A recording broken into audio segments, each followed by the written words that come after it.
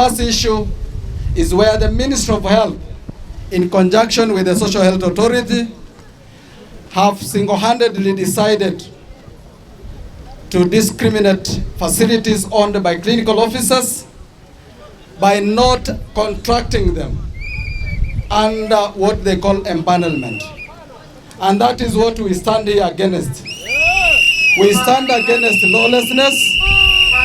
We stand against criminals, people who are actually perpetuating corruption in the Ministry of Health and the Social Health Authority. As we speak here today, we are complaining about over 1,000 facilities that were owned by clinical officers and were empaneled under the NHF. And they have now been denied the right to see patients. And unfortunately, it is not all patients. It is patients who are registered. The other aspect to this issue is where the Ministry of Health, in conjunction with the same board, that is the Social Health Authority board, and I must be specific and categorical, where we know that the people who are leading these anti-reform decisions is the Director General and the Chair, Social Health Authority. These are the people who have decided again to withdraw the clinical officer specialist right for pre-authorization.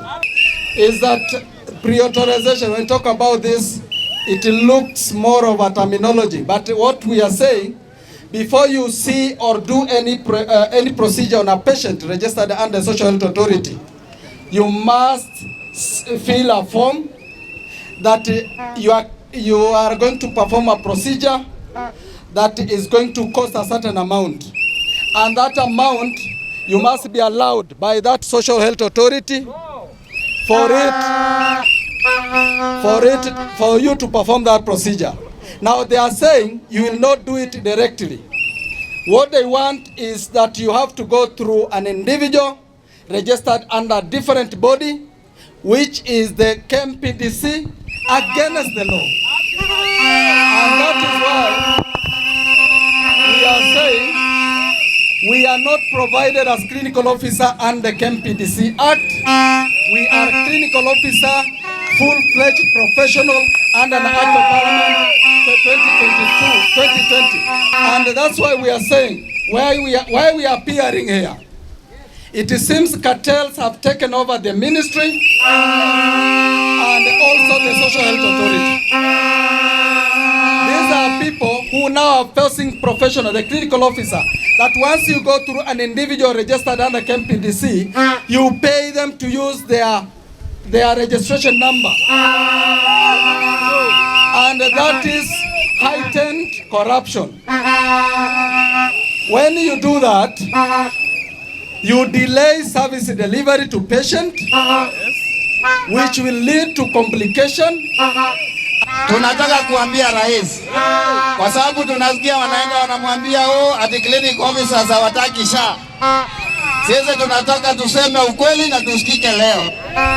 SHA inafaa kufanya kazi vizuri, na sisi tunataka kusupport SHA.